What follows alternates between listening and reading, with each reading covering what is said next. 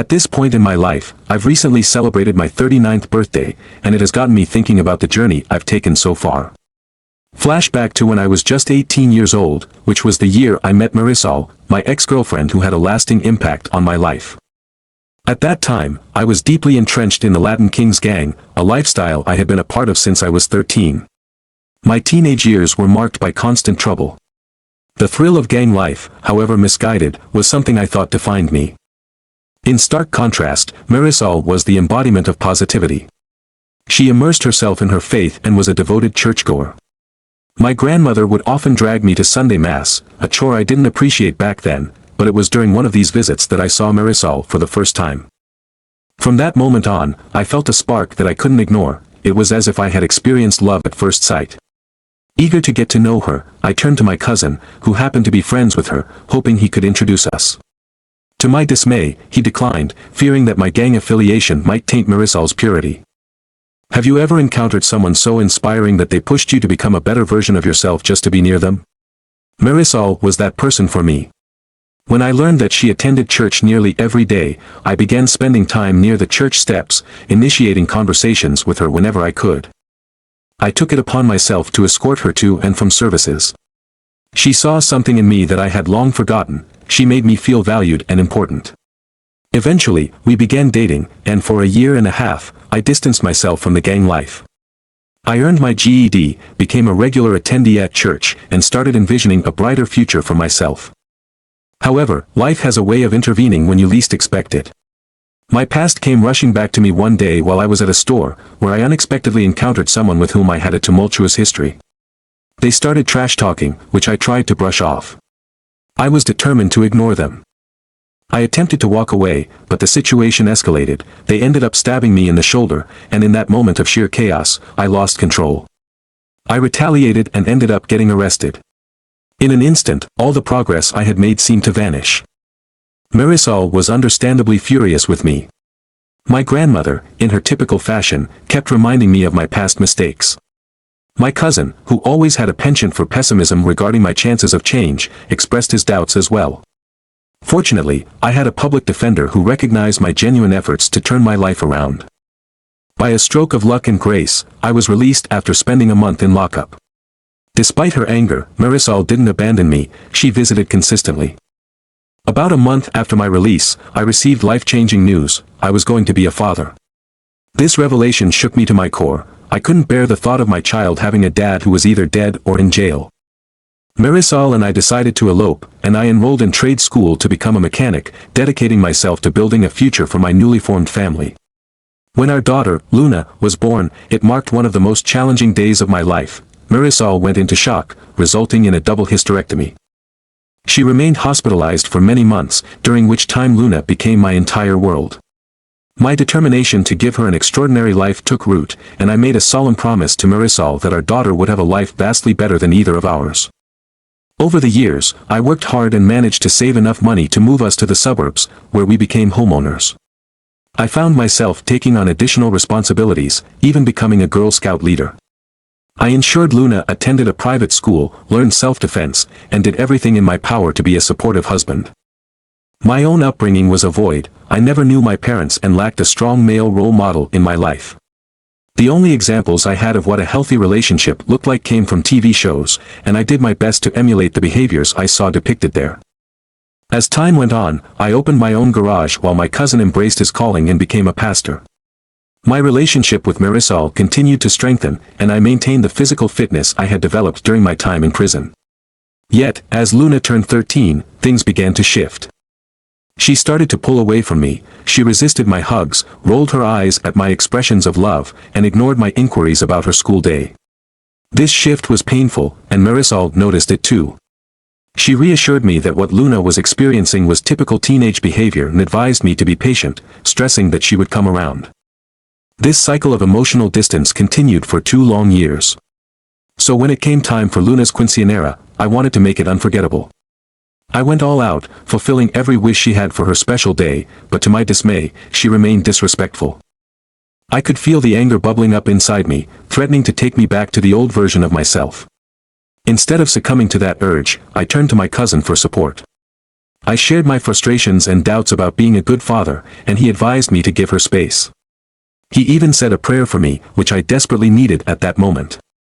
With the upcoming father-daughter dance in mind, I started putting together a slideshow, gathering countless old pictures of us together. The journey had been tumultuous, filled with ups and downs. I came to a troubling realization that we lacked any recent photographs together. The last moment captured on camera was during her 13th birthday, a day that had long since passed. Unfortunately, those precious images were stored on her broken tablet. Determined to retrieve them, I took the tablet to a repair shop, willing to invest whatever it took to have it restored. After a day of anxious waiting and spending $300, the technician managed to fix it. I was familiar with her passcode, but I had never trespassed on her privacy. My only intention was to recover those cherished pictures. When I opened the gallery on the tablet, a wave of happiness washed over me as I discovered those photos of my little girl, beaming with joy while we spent time together. The elation was short-lived, however, as I soon stumbled upon a series of instant messages between my daughter, Luna, and my wife. The conversation was extensive and revealed Luna's hesitation about participating in the father-daughter dance. It struck me hard. My wife tried to reassure her, dismissing the reluctance as typical teenage behavior. But Luna's words pierced through me like a knife. She questioned why she had to dance with me, stating that I wasn't her father. In that moment, my heart seemed to freeze, a wave of dizziness rushed over me, and my throat went dry. I needed to sit down to process the blow. My wife responded, emphasizing that I had raised Luna, loved her, and that in her eyes made me her father. Yet, Luna held firm to her stance, insisting that my cousin was her true father. She expressed a desire to tell me the truth once she turned 18 and to live with her biological dad. The depth of her words stung, as she openly expressed her disdain for me, even thanking God that I wasn't, in her opinion, her real father. Marisol, my wife, was furious, regretting that my cousin had revealed this information to Luna 2 years earlier. Their heated exchange only fueled the fire of my anger. I felt betrayed. My wife had concealed this from me for 15 long years. The man I had confided in, my cousin, who had been my closest friend, the godfather of my child, and my confidant, had allowed me to raise his child under the guise of fatherhood. The emotions coursing through me were a toxic blend of anger, sadness, and grief. I had an overwhelming urge to scream, cry, and vanish all at once. To regain some semblance of control, I told Marisol I needed to focus on work so that I could continue providing for Luna's quinceañera, the upcoming celebration. Instead of focusing on work, I drove to Manhattan to meet my old public defender. He had come a long way since our last encounter. He now operated within an upscale firm in Midtown East. To my surprise, he remembered me, as I was his very first case as a public defender. I poured out my heart to him, recounting everything that had just unfolded. I handed him the tablet, and as he powered it on, Luna's messages flooded the screen again. This time, she was chatting with my cousin, her biological father, who was encouraging her to understand me and give me a chance. I felt my stomach churn as I read her words. She referred to him as Poppy multiple times. He replied affectionately, calling her his little girl. We discussed possible actions, and he constantly checked in on what I wanted to do. I made it clear, I was ready to take drastic measures. My determination to poison the well was confirmed numerous times by him. I informed him that everything needed to be set in motion before the quinceañera, which was just 2 weeks away. Over the next 12 hours, we meticulously outlined our plan. I followed his instructions to the letter. I discreetly listed my business for sale, notified Luna's private school that I would not be paying for the next year, closed her college accounts, and prepared to list our house online. I adhered strictly to his guidance, except for one vital aspect. When the day of the quinceañera finally arrived, everything unfolded without a hitch. Family members gathered, and Luna appeared joyful, enjoying the celebration. Throughout the event, Marisol frequently checked on me. It felt like an arduous task to maintain my facade. I had never lied to her in our time together. Each kiss, embrace, and intimate moment was laced with frustration and resentment, knowing that she had let me raise another man's child, my cousin's child at that. This was not just any man, he had been my confidant, my brother, and the godfather of my daughter. As the time approached for the father-daughter dance, I felt a surge of conflicting emotions. I called Luna to the center of the stage, and although she seemed annoyed, she complied. As the music played, I caught sight of her smile, a sight that tore me apart inside. That smile was something I had yearned to see, yet now it was filled with a bittersweet sting that resonated deeply within me. After years of longing to see that familiar smile again, I found myself in a situation where I didn't want it anymore. As we danced together, I had a slideshow playing in the background, showcasing moments captured on camera that depicted the two of us over the years. But as the song drew to a close, I made a choice that would change everything. I displayed screenshots of text messages exchanged between her and her mother, as well as her biological father. The reaction was immediate and intense. Marisol's face drained of color, as if she had just seen a ghost. Luna stood silently, eyes glued to the large screen in disbelief, while my cousin stared at me, his expression filled with fear. Marisol rushed towards me, her urgency evident as she desperately sought to explain herself. I cut her off, revealing that I had filed for divorce, the kind of explanation that was meant for a courtroom, not a dance floor. As she grasped my arm, pleading with me to reconsider, I pulled away, my emotions swirling. I turned to Luna and expressed my frustration, stating that I had worked tirelessly to provide them both with the world yet felt she didn't deserve it. I started to walk away, but not before confronting my cousin, warning him that I would knock him out every time I saw him. True to my word, I did just that. The aftermath of this confrontation was brutal. Marisol and Luna took refuge at my grandmother's apartment, where they faced disbelief and disgust from Marisol's family. They wanted nothing to do with her after the mess that had unfolded. Her father, despite having shown disdain toward me in the past, even offered an apology. It was perplexing. He had never liked me, despite the positive changes I had made in my life. Just days before, I had been a worthless husband in his eyes, and now I was being portrayed as the perfect spouse and father. Amidst this chaos, my grandmother had the audacity to recount the tale of Abraham, emphasizing how he had returned from battle 3 years later to find his wife with a child he raised as his own. She suggested I should emulate Abraham. My patience wore thin, and I told her to leave my house. A few days later, Marisol arrived, tears brimming in her eyes as soon as she set her gaze upon me. She insisted that everything that had transpired was an accident. When I was arrested, she had been furious with me and had confided in my cousin for comfort. That led to a single romantic encounter, but she swore she had remained faithful to me ever since, even offering to take a lie detector test to prove her honesty. My first question to her was how long she had known that Luna was not biologically mine. Her tear-soaked expression was enough. She had known from the start. I asked her to leave, but she suggested we seek counseling, arguing that I was overreacting and insisting that we could work things out. Marisol believed I was still Luna's father despite the turmoil, and as my temper flared, I must have yelled, "Get over it," a dozen times, my voice echoing through the space. I gathered her belongings and hurled them out the door, calling her a deceitful liar and demanding she never show her face around me again. I informed her that the life I had built was no longer ours, it belonged solely to me. After physically pushing her out, I felt an odd mix of relief and despair wash over me. Weeks passed, and she bombarded my phone with messages. Luna didn't reach out at all. What surprised Marisol even more was when I sold my business. The shockwaves intensified when she found out I was hosting an open house. Fueled by anger, she stormed in, shouting at everyone to leave and begging me to get help. She claimed that I was destroying our marriage and had no right to sell the home where we had raised our child. I told her the truth as I saw it. This house held nothing but deception, a constant reminder of the child I had raised who belonged to another man. I promised her half of the sale and ordered her to leave before I called the cops. It was an empty threat. I knew all she had to do was play the victim and I would be the one in trouble. Luckily, she complied. Shortly after, my cousin came to talk, and without hesitation, I punched him, dragged him outside, and shut the door behind me. While Marisol wanted to reconcile, I remained resolute in my decision to move forward with the divorce. I instructed my attorney to file for a fast-track divorce, and within 3 months, we found ourselves at the Nassau County Courthouse. During this period, I isolated myself, barely speaking to anyone. I had heard countless horror stories about the court system, particularly regarding divorce proceedings, but I didn't expect to face all that dread. A female judge oversaw our case, and I found her to be fair and professional. My attorney handled everything smoothly, but Marisol's lawyer attempted to drag my past into the light, hoping to use it against me.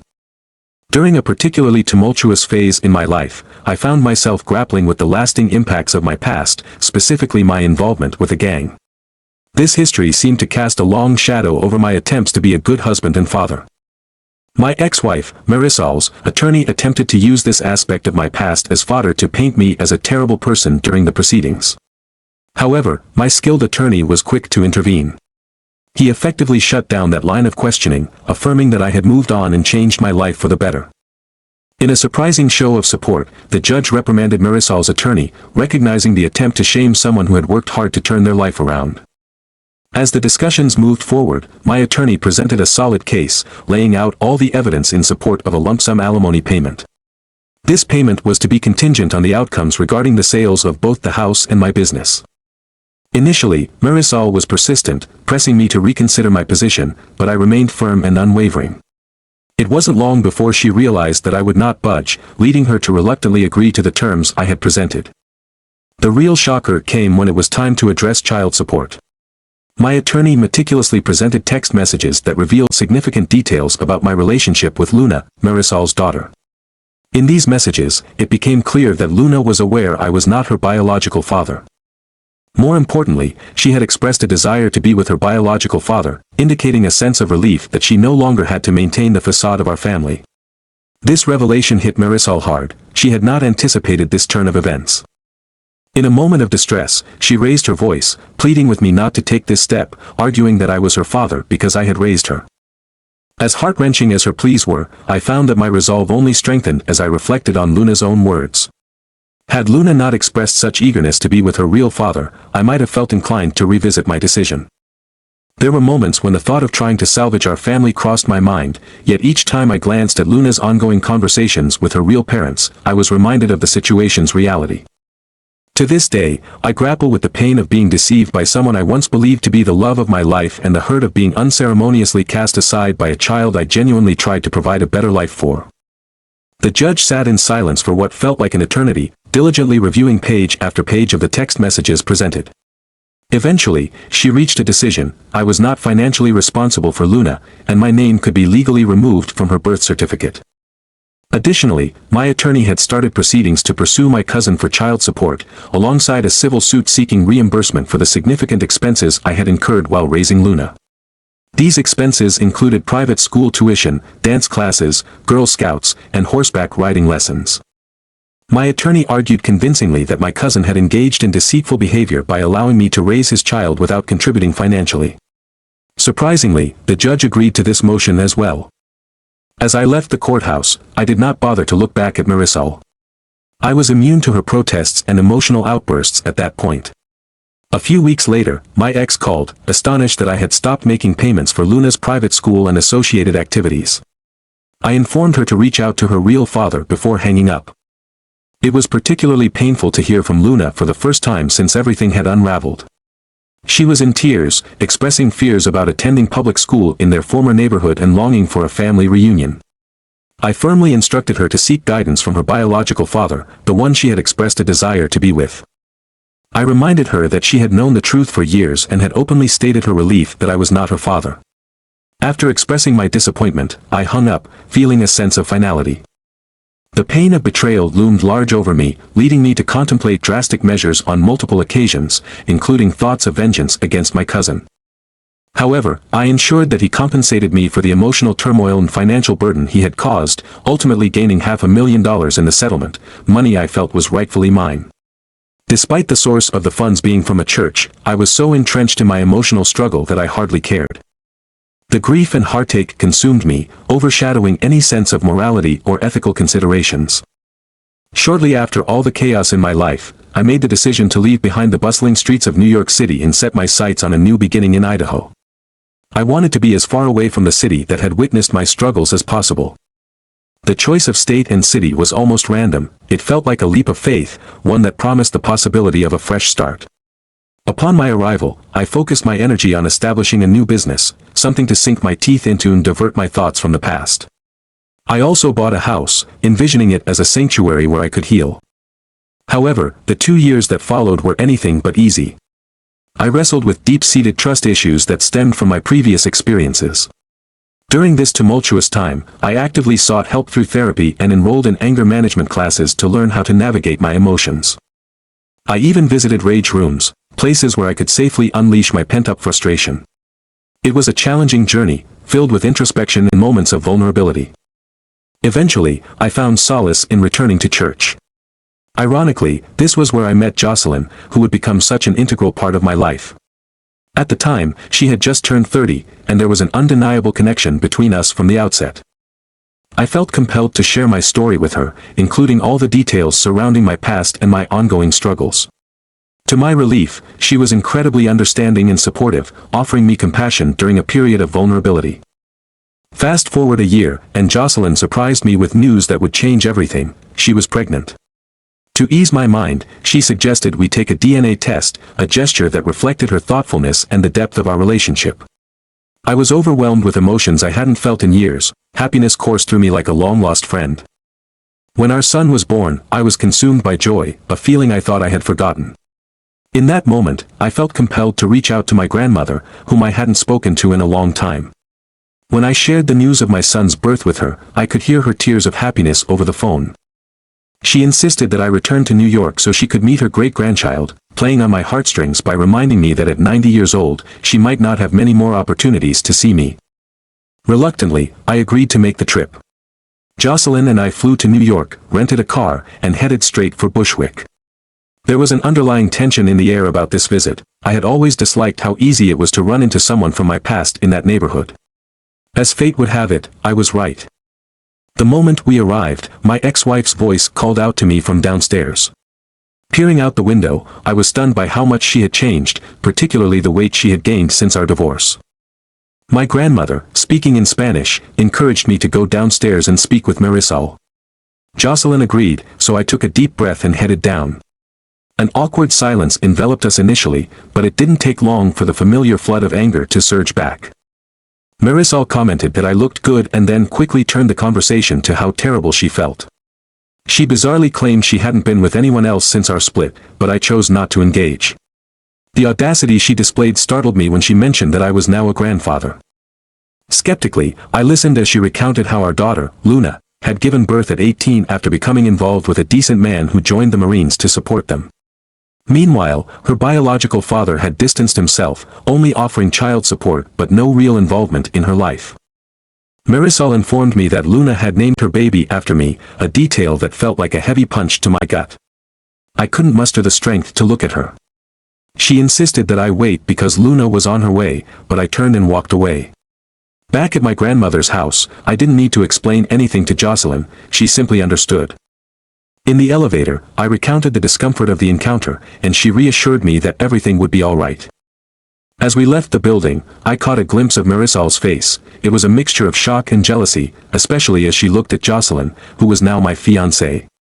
Without missing a beat, Jocelyn introduced my son to Marisol, saying she would like her to meet his biological child. It was a painful twist of the knife, yet she stood by me even in my anguish. Despite Marisol's attempts to sway me, telling me that Luna felt remorse for her actions, I was too consumed by anger and disappointment. I climbed into the car, ignoring Marisol's pleas as we prepared to leave. Jocelyn, ever the voice of reason, encouraged me to extend an olive branch. Against my better judgment, I handed Marisol my number so that Luna could reach out when she was ready. I had hoped that would be the last interaction for the day, but fate had other plans. As I waited at a red light, I spotted my cousin by the Cuchifrito stand, and in a moment of reckless impulse, I jumped out of the car and confronted him. What followed was a heated altercation, with Jocelyn screaming my name, urging me to stop. Emotions were running high, and I found myself spiraling into the very chaos I had tried so hard to escape. When our eyes finally locked, it was as though time had stopped for that brief moment. I could see the fear etched clearly across his face, a mix of disbelief and concern that cut deeper than I anticipated. In a fit of anger and frustration, I spat on him, an impulsive act that seemed to symbolize the tumultuous feelings swirling within me. I left that confrontation behind, only to return home where I found myself juggling the myriad responsibilities of adult life. Being a father demanded my full attention, while simultaneously, I strived to fulfill my obligations as a good fiancé to a wonderful woman who stood by me. Yet, despite the appearance of a normal life, ever since I had returned home, the shadows of my past began to creep back in, particularly when I found myself alone with my thoughts. It was during these quiet moments that the anger I thought I had managed to suppress began to rise to the surface once more. I received a text from Luna. It featured a photograph of her smiling brightly alongside her son, accompanied by an apology for her past actions. However, I found myself questioning the sincerity behind her words. Was she truly remorseful for her choices, or was she simply regretful that the man she hoped would fill the role of father in her life turned out to be different than she had envisioned? This uncertainty left me feeling conflicted and apprehensive about reaching out to her. Although I longed to move past the painful memories that haunted me, I was acutely aware of how vital my family had been to me. My daughter was my entire world, and the pain of our separation still stung, even after the passage of time. Anger coursed through me, reminding me that I had not truly let go of the past. The prospect of reconnecting with Luna loomed over me, an enticing but frightening idea. People around me, including my grandmother and my fiancé, encouraged me to give her another chance, but all I could focus on were those text messages, the constant lies that had been woven into our relationship. My usual coping mechanisms, which had previously helped me navigate through difficult emotions, seemed to be failing me. As if to compound my inner turmoil, Luna had attempted to call me several times. Each time I looked at my phone, a part of me wanted to pick up the call, yet I resisted, burdened by the weight of her messages lingering in my thoughts. She left a voicemail, her tone light and cheerful, which only served to irritate me further. While she briefly apologized for her actions, it lacked a depth that I craved. Instead, it felt passive and superficial. Perhaps I was overthinking everything, but the way she casually mentioned her son and her fiancé left me feeling even more agitated. Despite the well-meaning advice from my loved ones to give Luna a chance to explain herself, I couldn't shake the skepticism that clung to me. When I tried to gather information about whether Luna or Marisol had ever inquired about me during the 4 years I had been away, I was heartened to hear that Marisol had asked about me often. However, my grandmother revealed that Luna had not. This fact fueled my suspicion that Luna's interest in reconnecting with me was motivated by her desire to ensure her child had a stable father figure, or, worse, that she sought to take advantage of me in some way. This realization ignited more anger within me. Marisol's attempts to reach out had become incessant, further complicating my feelings. The constant ringing of my phone had me considering the drastic step of changing my number entirely. I spent most of Father's Day at the gym, pummeling the heavy bag as a means to expel the pent-up frustration. Moreover, I had an appointment scheduled with an anger management group. Perhaps they could offer me some perspective on my tumultuous emotions. As I navigated through this increasingly complex emotional landscape, I decided to reach out to Luna one last time. I shot her a brief email simply asking, "What do you want?" I hadn't anticipated the length of her response, which began with her profuse apologies for her past behavior. In her email, Luna revealed that upon discovering I wasn't her biological father, she had been consumed by anger. Confronting her mother had led to tears and promises to keep the truth hidden from me. Feeling lost, she turned to my cousin, her biological father, who shared details about my violent past, information I had chosen to keep from her. This revelation only fueled her existing anger toward me. As she spent more time with him, she gradually distanced herself from me. Although she admitted to having fleeting moments of remorse, her biological father continually reinforced her negative feelings about our relationship. In a poignant moment during her quinceañera, while we were dancing, Luna suddenly recognized the foolishness of her behavior and the depth of my love for her. Not long after that day, her text messages started arriving, but she was advised by my wife's family to give me space. As her family began to disintegrate due to her actions, the weight of her inability to mend those broken bonds became unbearable for her. She expressed her understanding of why I acted the way I did, yet her messages seemed to suggest that she was struggling to fully grasp the gravity of our past. Her grandfather had consistently assured her of my love and devotion in raising her, and she chose to believe him. In the aftermath of it all, her mother fell into a dark place during the divorce, retreating from communication and struggling to cope. The emotional fallout from the revelation of my name being removed from her birth certificate further complicated her feelings and the reality of our family dynamic. For now, I was left to sift through the complexities of these developments, trying to make sense of it all in the silence that enveloped me. The moment Luna received the news from her mother that they would have to move back to Brooklyn, a wave of emotions overwhelmed her, culminating in an unexpected panic attack. It wasn't just a simple relocation, it felt like the unraveling of her life as she knew it. As she sought clarity about her schooling and daily life in this new chapter, her mother's response was callous and unyielding. "That was the life your father gave you, and he's not your father anymore," she said, leaving no room for discussion. This abrupt dismissal of her question sent Luna spiraling, and in a moment of desperation, she reached out to me, her voice trembling with fear and uncertainty. Unfortunately, I responded harshly, letting frustration dictate my words before abruptly ending the call. It was a decision I would later regret, as Luna's heartache deepened, leading to a period of intense sorrow that lasted for days. In those dark days, Luna made several attempts to connect with my cousin, hoping for some support, yet her outreach was largely met with indifference. She even took the courageous step of visiting her cousin's church, but the experience only deepened her despair when she was met with a harsh reprimand, a reminder of her perceived faults, as he coldly told her to leave, labeling her a mistake. Meanwhile, her mother withdrew further into her own world, locking herself away in her room and only emerging for necessary breaks. Luna, feeling increasingly isolated, turned to her grandfather, pleading with him to take her to see me. When they finally made the journey to Long Island, they were met with disappointment upon discovering that I had moved again. Luna's grandfather assured her that he would reach out to my grandmother to find out where I was, but uncertainty loomed over their heads. According to Luna, the ensuing 2 years were marked by profound challenges. The entire neighborhood was well aware of the tumultuous dynamic between her and her mother, leaving Luna feeling exposed and vulnerable. Her supposed father made every effort to avoid her while also dodging his child support obligations. Luna's grandfather had to resort to threatening him to ensure he began fulfilling his responsibilities as a parent. Throughout this turmoil, her mother maintained a relentless silence towards Luna, accusing her of being ungrateful and blaming her for losing her happiness. Despite her mother's accusations, Luna's grandfather stepped in, reminding her mother that her own infidelity was the real cause for the disintegration of her marriage.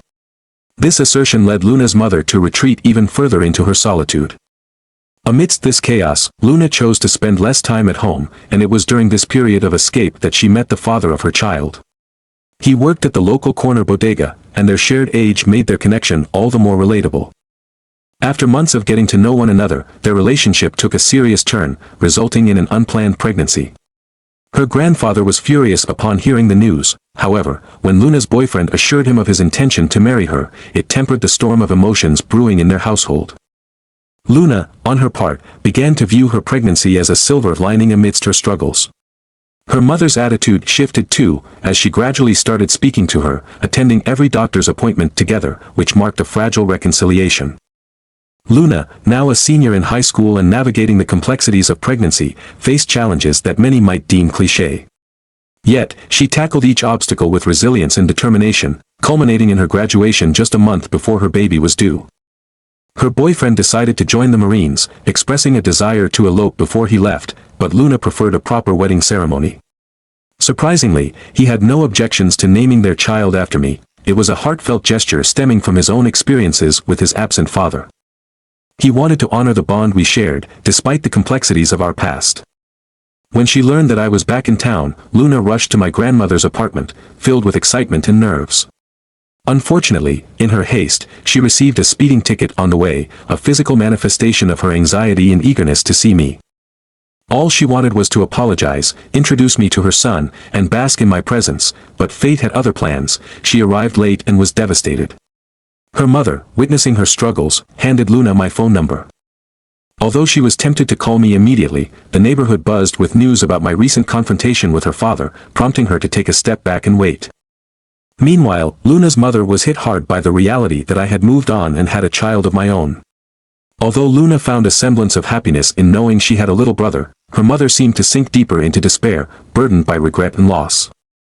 Upon reading an email that shed light on this complex situation, I felt compelled to reach out to Marisol, my ex-wife, to discuss the claims of her prolonged silence towards Luna. Initially, we exchanged heated words, but the sound of her tears broke through my anger, prompting a more compassionate approach. I encouraged her to find closure and move on, but she steadfastly declared that I was her husband and would always hold that title in her heart. This declaration tugged at my heartstrings, making it clear that there were unresolved feelings between us. Recognizing the need for dialogue and understanding, I arranged for my grandmother to visit my cousin so that I could confront him about the turmoil he contributed to in Luna's life. The moment he heard my voice, he began to cry, begging for forgiveness. I pressed him on why he hadn't stepped up as a father to Luna and why he had poisoned her feelings towards me. It was then that he confessed his envy. He had harbored feelings for Marisol and felt betrayed when I entered the picture. During my absence, he had consoled Marisol, in her mind, viewed her double hysterectomy as a direct consequence of her past actions, believing it to be God's punishment for her moments of infidelity and deception. This interpretation weighed heavily on her, intertwining with her complex feelings surrounding her daughter, Luna, particularly as Luna reached the age of 13. It was a pivotal time, one filled with many emotions, including jealousy and resentment. Marisol's ex-husband tried to disrupt her life, and unfortunately, he succeeded in doing so. The intensity of his envy was palpable, and it seemed he was determined to ruin the good things she had built. In a moment of frustration and clarity, she confronted him, vowing that when they eventually met in hell, she would become his eternal tormentor. After this heated exchange, she hung up the phone, a weight lifted off her shoulders yet replaced with lingering tension. During this tumultuous time, Jocelyn stood by Marisol, offering her unwavering support and reassurance that everything would turn out all right in the end. Communication with Luna resumed, primarily through emails. On the 4th of the month, the two had a lengthy conversation that lasted over an hour, with Luna breaking down into tears for a significant portion of it. Alongside this emotional exchange, Marisol also spoke with Luna's boyfriend, who surprisingly asked for her permission to marry her daughter. While the request struck a humorous chord within her, she also recognized it as a commendable gesture.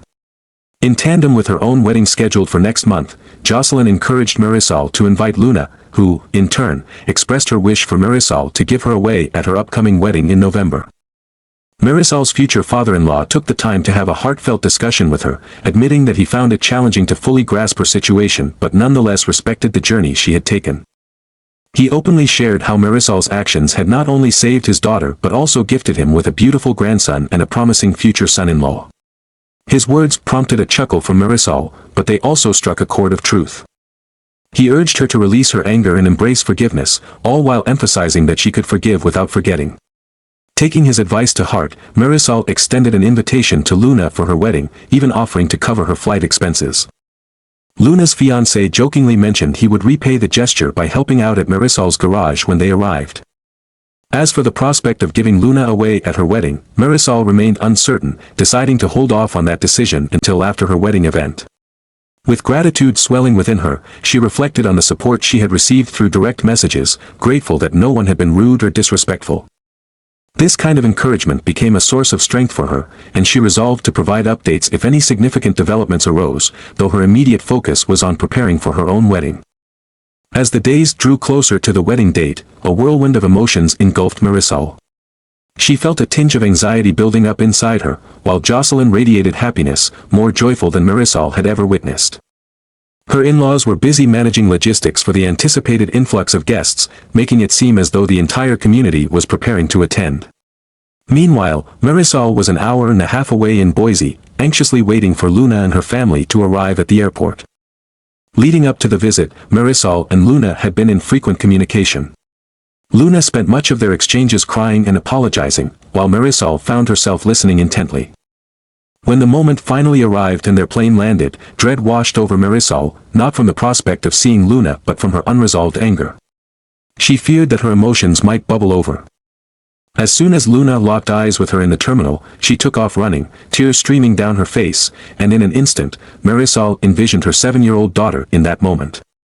The sight was both heartwarming and heart-wrenching. Luna rushed into her arms, exclaiming, "Daddy," and the floodgates opened. Luna sobbed uncontrollably, drawing the attention of many onlookers, repeating apologies, begging for forgiveness.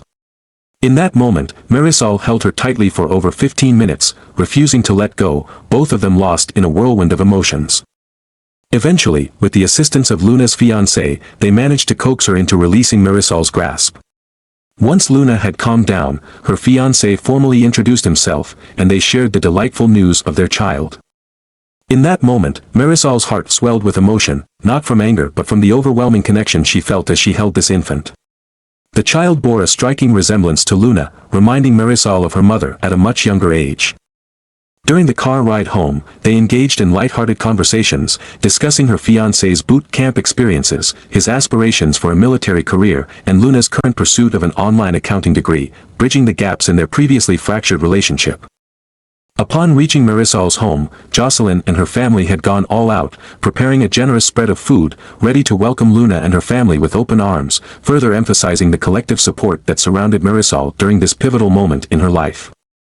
In the weeks leading up to Luna's visit, Jocelyn had decided to impress her with an extravagant spread of Spanish dishes that showcased her newfound culinary skills. It was evident that Jocelyn wanted to create a welcoming atmosphere and make a positive impression on Luna. The two of them immediately connected, laughing and chatting as if they had known each other forever. Every few minutes, Luna would break away from the conversation to come to me for a quick hug before returning to Jocelyn, clearly feeling comfortable and happy. I held my son and grandchild close while Jocelyn took the opportunity to introduce Luna to her family, creating a warm and loving environment. After putting the babies to bed, I stepped onto the porch to catch my breath and enjoy a moment of fresh air. Out on the edge of the yard, I noticed Luna's fiancé, Roberto, gazing thoughtfully at the roaming bison. The sight reminded me of the vast landscapes I had come to appreciate after spending so many years in the hustle and bustle of city life. For a moment, I contemplated giving him the traditional fatherly talk about taking care of Luna, but something held me back. Instead, I struck up a casual conversation, asking him how he liked the view. His response was filled with awe, echoing the sentiment I had felt countless times before. After a brief pause, Roberto opened up to me in a way that I had not expected. He revealed that he had been with Luna for 3 years and shared that not a single day passed without her expressing how much she missed me and regretted the past decisions she had made. Even at just 19 years old, Roberto exhibited a maturity that suggested he had faced significant challenges in his life, which forced him to grow up faster than most. I could relate to that, having had my fair share of struggles. The following day, as I prepared to head to the shop, Luna eagerly jumped into the car with the baby, her excitement palpable. Roberto reassured her that it was perfectly fine to join me and encouraged her to enjoy herself. However, I could sense that she was on the brink of hyperventilation, so I promised we would work just a half day, assuring her that I would spend the rest of the day with her. This assurance seemed to calm her, and it slowly became apparent how deeply traumatized she had been by our past. During the drive, I turned to Roberto and asked him about Luna's emotional state. He explained to me that she suffered from severe abandonment issues, which caused her to live in constant fear that he might leave her. Despite his repeated assurances that he would not, she often found herself clinging to him out of fear, frequently reaching out to him. This clinginess stemmed from her initial hesitation to be her true self, as she dreaded the possibility of facing another breakup. I understood my role in her fears, and while I felt a pang of guilt, Roberto did not place blame on me. He expressed a complete understanding of the choices I had made in the past.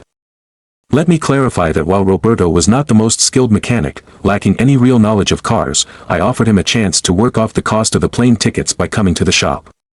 We finished our work early that day, and upon returning, I found Luna practically rushing toward me, looking distressed.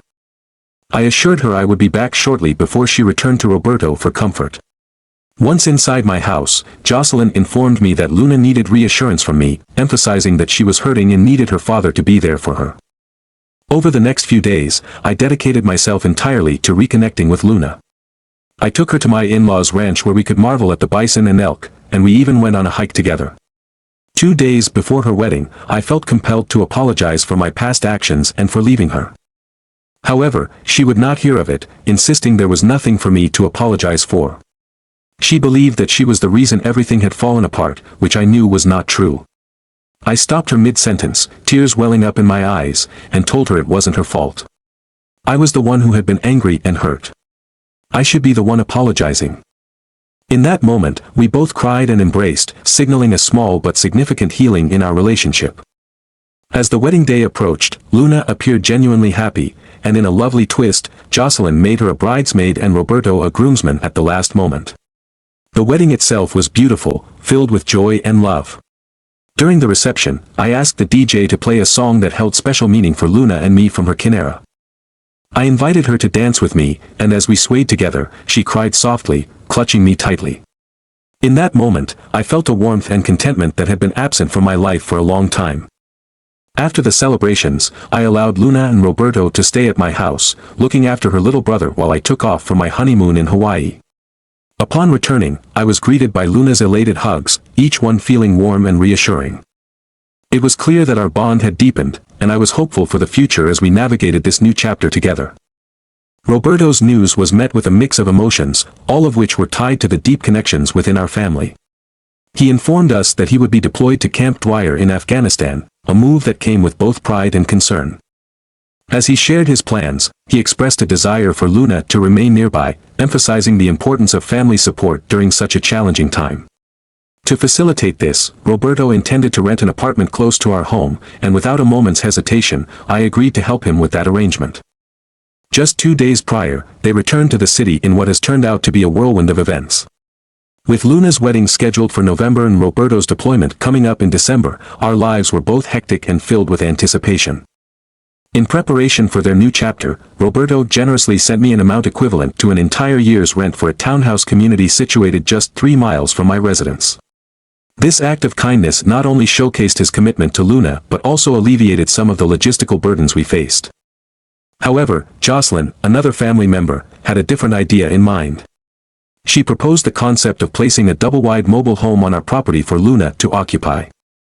This arrangement would not only provide her with a place to stay but would also allow her to save money for her future, particularly for a house that she could purchase when Roberto returned. It was a thoughtful suggestion, reflecting our shared goal of supporting Luna and ensuring her well-being. In the background, Marisol has been persistently calling my phone. Her messages indicate that she is not pleased about Luna's decision to stay closer to us. Despite her discontent, my primary focus remains on my family, particularly on mending my relationship with Luna. There's a delicate balance to maintain, especially with the emotional upheaval that accompanies these transitions. After waiting for Luna to return from her honeymoon, I was eager to share this update with her. Our therapist had strongly advised us to embrace full transparency in addressing our situation, highlighting the importance of Luna having a say in the information shared, as it pertains to her life as much as it does to mine. When she read the post, it was evident that the hateful comments upset her deeply, and I made the decision to shield her from those reactions. Yet, she expressed that she was okay with me posting an update, indicating her willingness to be open about our journey.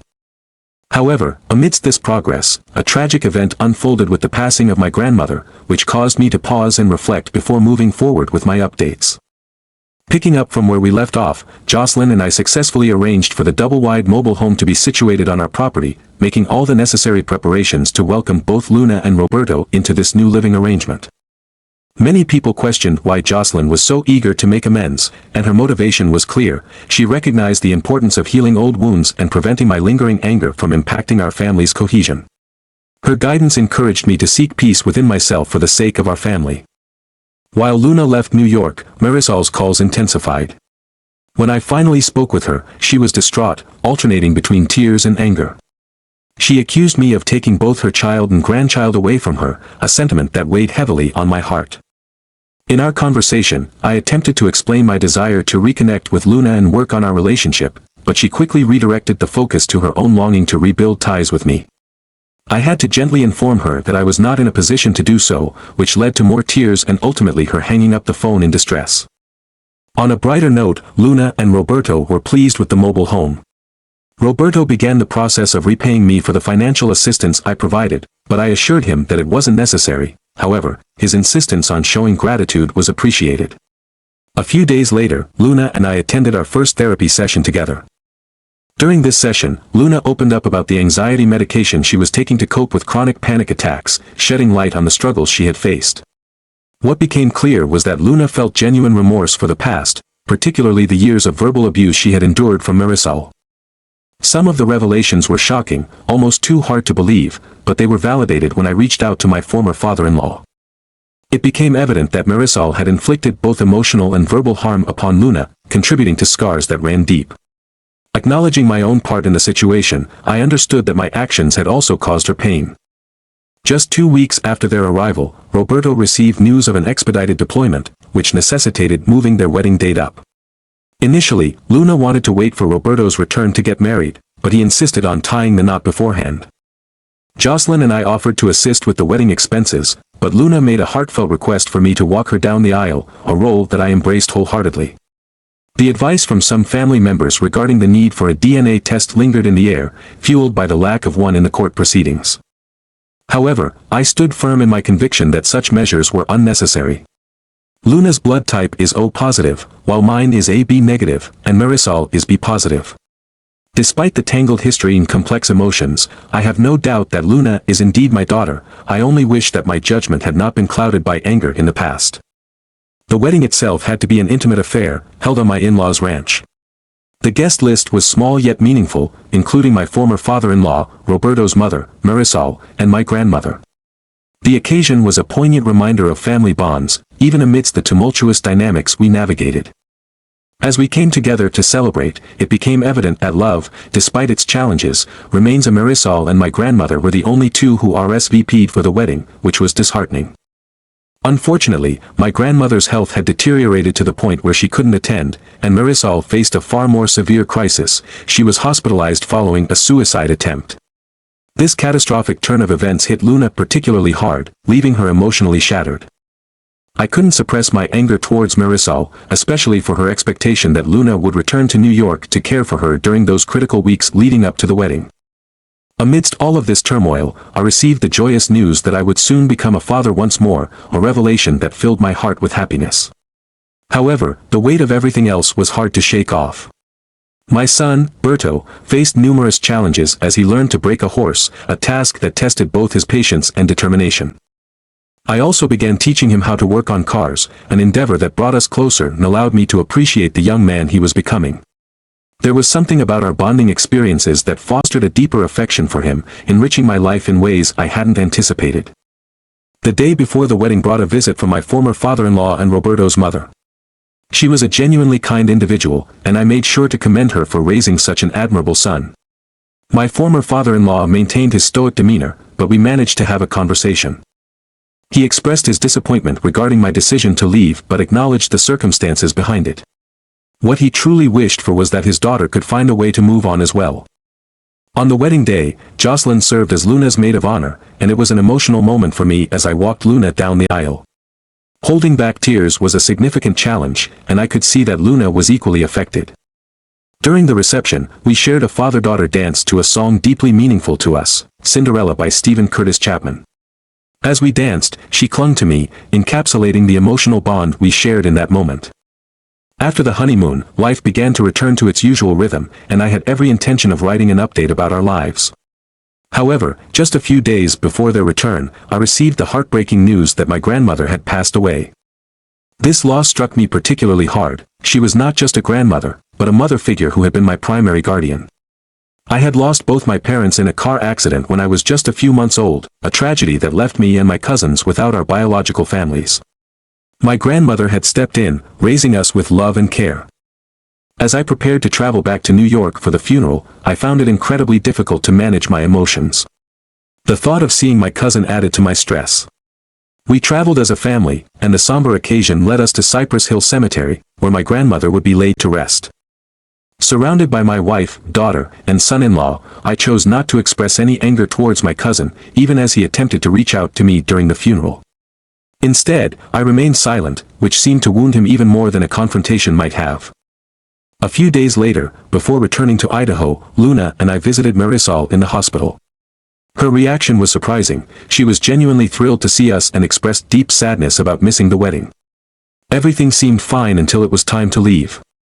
In a heartbreaking moment, Marisol began to cry, telling the orderly that she wanted to go home with her husband. She pleaded with me to take her home, declaring that I was the love of her life.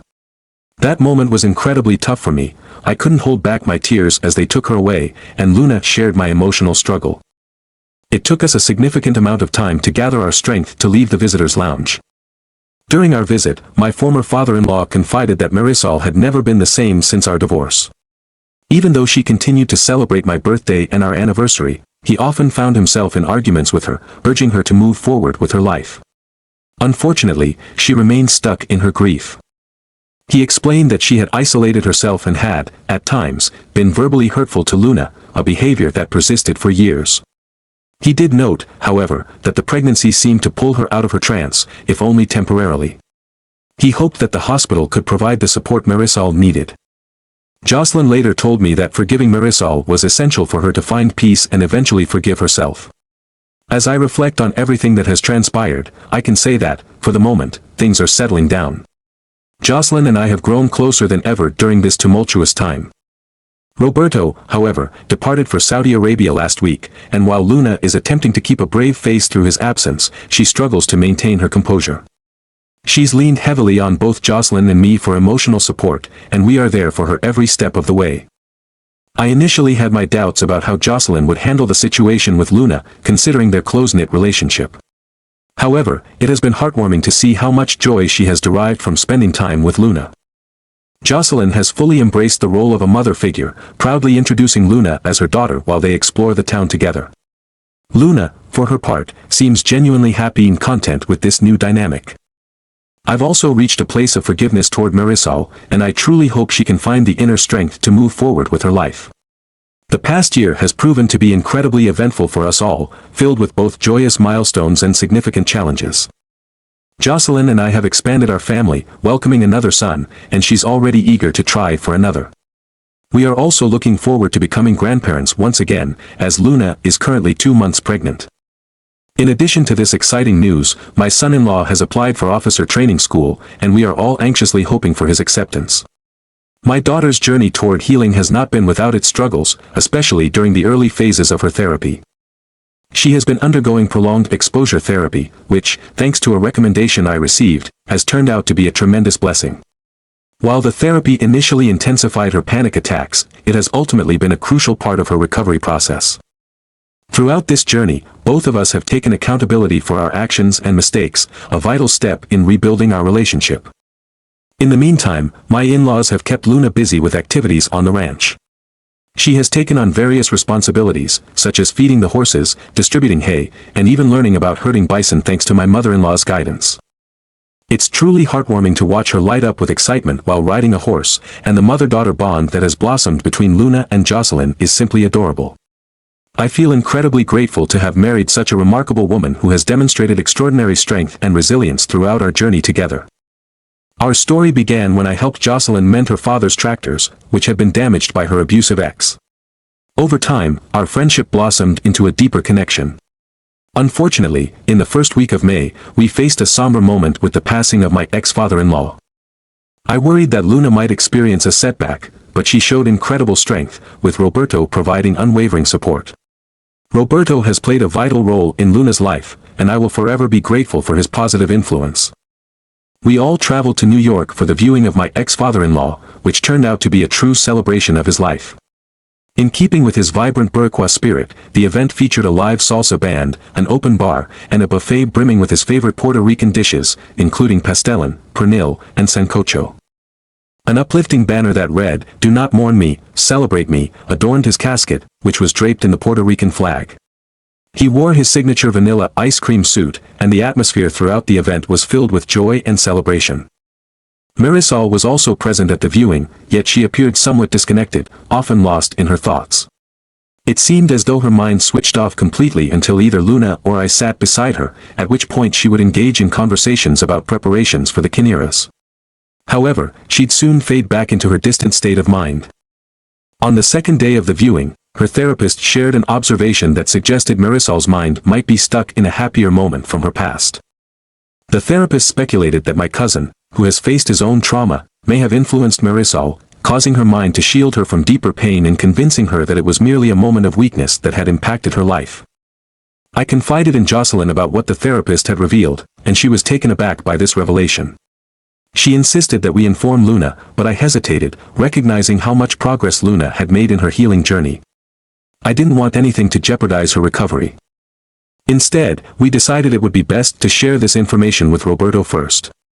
He initially felt the urge to confront my cousin, but I managed to persuade him to hold off on that for the moment. As a family, we then gathered for a challenging conversation with Luna, which turned out to be an emotionally tumultuous night. Just 2 days later, during the burial, we encountered an unexpected incident. My cousin, uninvited and noticeably inebriated, showed up and caused a scene. I felt a strong urge to confront him, but instead, I demanded that he leave.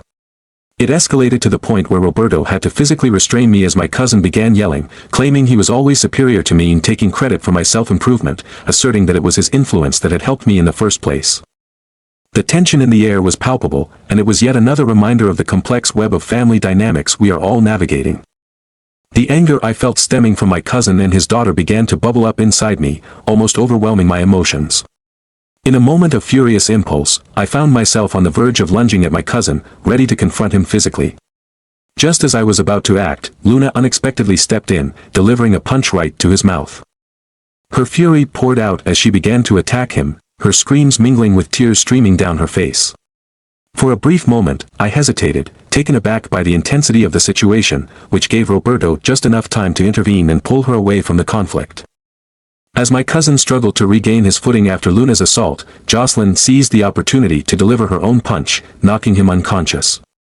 In her anger, she hurt her index finger in the process, but her focus was solely on the justice she felt was necessary in that moment. When we finally returned home, the weight of the day pressed down on us, leading us to hold a family meeting. During this somber gathering, we unanimously decided to transition Marisol to a nearby mental health facility. We recognized that she had no one else to rely on during such a tumultuous time. We continued with our therapy sessions, but with this new heartbreaking revelation about Marisol, my daughter was left grappling with a difficult truth, the possibility that she might be the product of something as horrific as rape. Prior to this revelation, I had been preparing to legally adopt her, especially since she had been out of the official records as my daughter for some time. However, the weight of this new information left me questioning whether the timing was appropriate.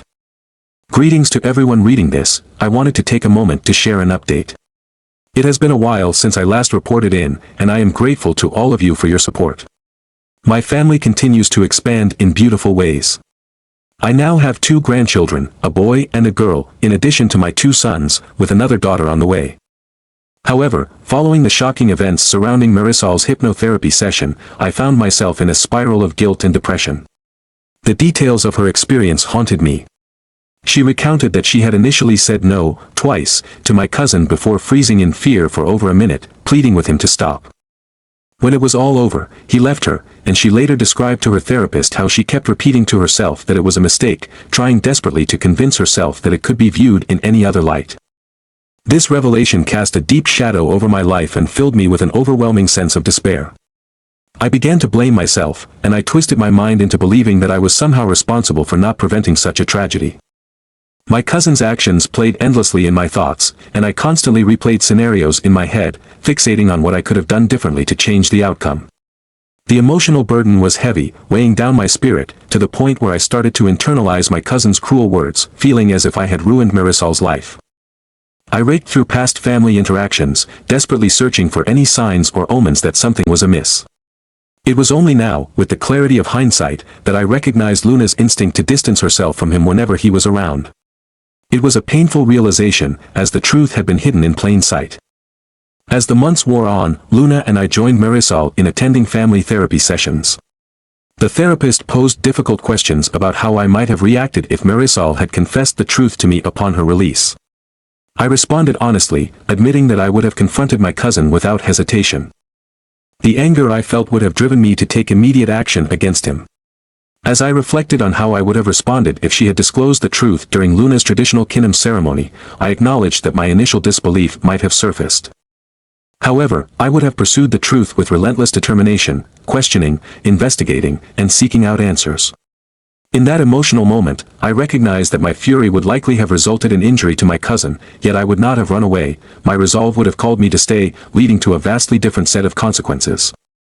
Over time, Marisol gradually became more at peace with the situation and tearfully apologized to both me and Luna. She confessed that, fearing she could not give me another child, she had concentrated all her energy on being the best partner and wife possible. Yet, she revealed the painful truth: whenever she looked at our daughter, she was reminded of my cousin. When I challenged her on why she allowed my cousin to continue visiting our home, she explained that she had seen him as something akin to my brother. I had held him in high regard for many years, appreciating his achievements, especially when he took on the role of a pastor.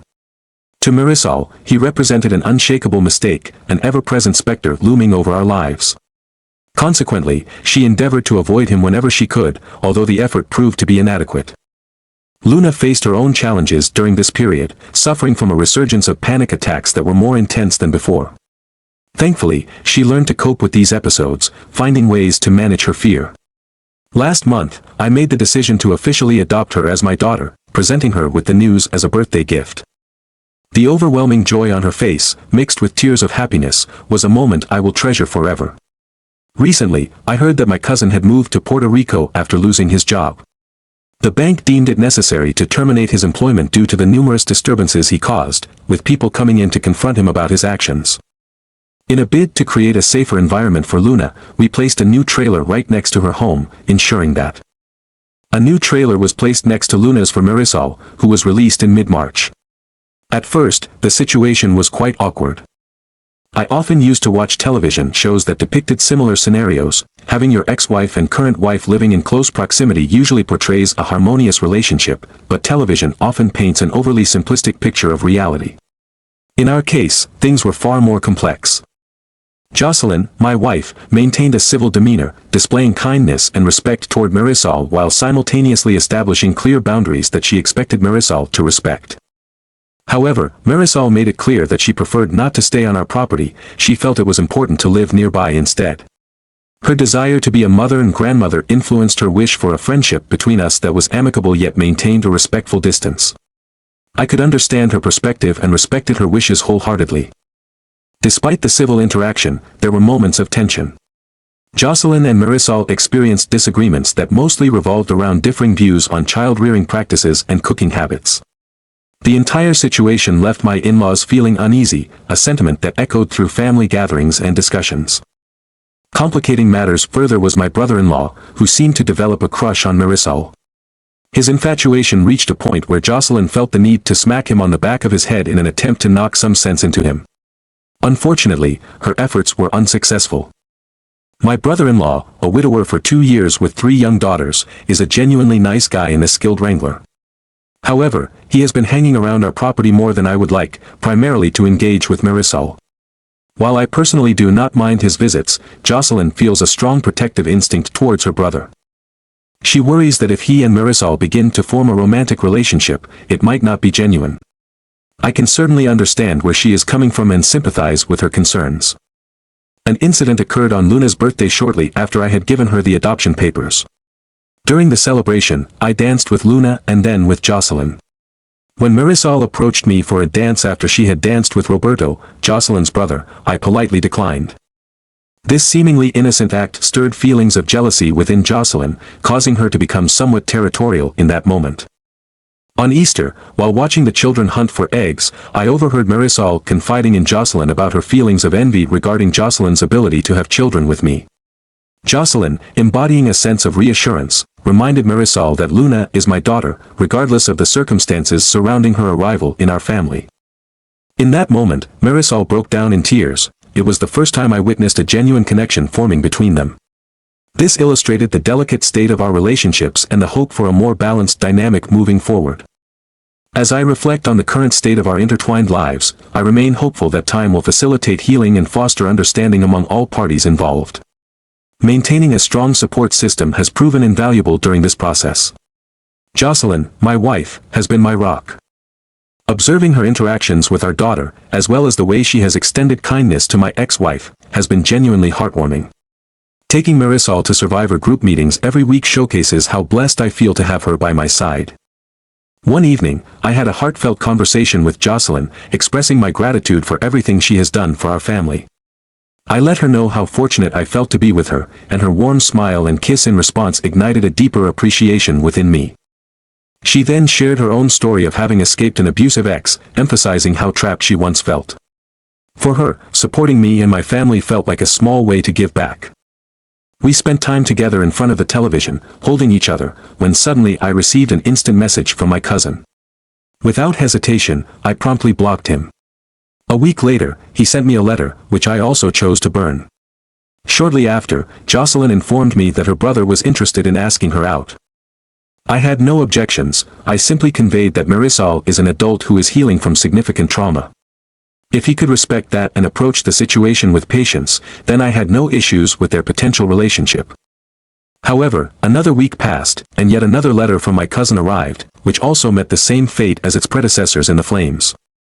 Normally, I would be frustrated about how he found me, but I realized that my unique first name, one I inherited from my great-grandfather, combined with my uncommon last name made me relatively easy to locate online. By mid-June, we found ourselves enjoying a bonfire one evening. The sight of my daughter and son-in-law slow dancing beside the flickering flames filled me with joy. I noticed Jocelyn resting her head on my chest, soaking in the warmth of the evening. My gaze shifted to see my brother-in-law and Marisol sharing a kiss, a sight that brought a smile to my face. However, soon after, my cousin attempted to reach out to Luna on Facebook, which triggered a panic attack in her. In response, Roberto promptly blocked him, and that decision provided a measure of relief for everyone involved. The complex web of relationships, challenges, and emotions continues to evolve, but there remains an underlying hope for healing and understanding among us all. Later that day, while we were doing our grocery shopping at the supermarket, my wife's ex unexpectedly returned to town. He had the audacity to approach her, trying to engage her in conversation. I could see the fear etched on her face, and it struck a chord deep within me. My reaction was instinctive. I didn't think, I just acted. It was just a single punch, but it was delivered with a force that conveyed everything I felt. My wife, who has always been my rock and my biggest supporter, was visibly trembling with fear. This sight shattered me, and all I wanted to do was confront him, to protect her in any way I could. Just as I gathered the courage to step toward him, the sheriff intervened, ordering him to leave the vicinity. After dealing with the situation, he turned his attention to Jocelyn, checking in on her, ensuring she was all right. In all the years we've been together, I had never witnessed her so terrified. As the sheriff spoke to us, I caught a glimpse of her ex walking past the store window. He wore a sinister grin that sent chills down my spine. The sheriff noticed my agitation and quickly grabbed my arm, instructing me to take Jocelyn home. The drive was filled with an uncomfortable silence, heavy with the unspoken fears that lingered in the air. When we finally arrived home, all she wanted was for me to hold her, to keep her safe and shield her from the world. Luna, our daughter, sensed the tension and concern and quickly pulled Jocelyn into a tight embrace. None of us had ever seen her like this before, and in that moment, all I wished for was to protect her from everything that threatened her peace. Later that day, Jocelyn's brother stopped by our house, revealing that he and the sheriff had confronted her ex and told him to leave town for good. Yet, despite their warnings, he was undeterred. The very next day, he showed up at my shop, threatening to sue me for assault. I met his threat with a calm smile, informing him that during the 10 minutes he spent trying to intimidate me, I had thought up multiple methods to make him disappear, which momentarily stunned him into silence. Despite that encounter, over the next week and a half, he continued to test my patience, pushing boundaries in ways that made both me and Jocelyn uneasy. She was persistently fearful, worried he might actually act on his threats, either towards her or me. Her brother, a protective figure in her life, warned him to stay away, escalating the situation to his supervisor for further action. Each time I felt the urge to confront her ex, Jocelyn begged me not to. The internal struggle was unbearable because she is my wife, and my instinct is always to protect her. I promised her I wouldn't approach him directly, although the tension was mounting. Jocelyn's father later revealed more about the man we were dealing with, detailing the terrible things he had done to her in the past. I couldn't believe he hadn't dealt with him long before now. He chuckled darkly, saying he had indeed considered it but had been incapacitated when his kneecaps were broken and had left town shortly afterward. He had a broad grin on his face as he shared the story, and somehow, it made me smile back, a brief moment of levity amidst the chaos. On the 29th, as we prepared for the upcoming Western Idaho Fair, I received another letter from my cousin. This time, I left it on my desk, opting to focus on the moment rather than the mail. Marisol approached me, seeking my approval to pursue a relationship with Jocelyn's brother. I told her it was perfectly fine as long as she felt ready for it. She shrugged, admitting that she wasn't entirely sure what she wanted but had been thinking about him and his kids quite a bit. I expressed my hope for her to find happiness, and tears filled her eyes, tears of joy, I realized, and I was truly happy for her. Just as we were settling into this moment, my phone rang. It was the sheriff, delivering shocking news. Jocelyn's ex and another man were in the hospital with severe injuries. I braced myself for any accusations that might follow, but the sheriff quickly clarified that my son-in-law, Roberto, was in custody, with numerous witnesses supporting his defense. Not wanting to discuss this sensitive matter over the phone, I rushed to the sheriff's office. When I got there, I spotted Luna sitting at the front desk with a nasty bruise on her left cheek.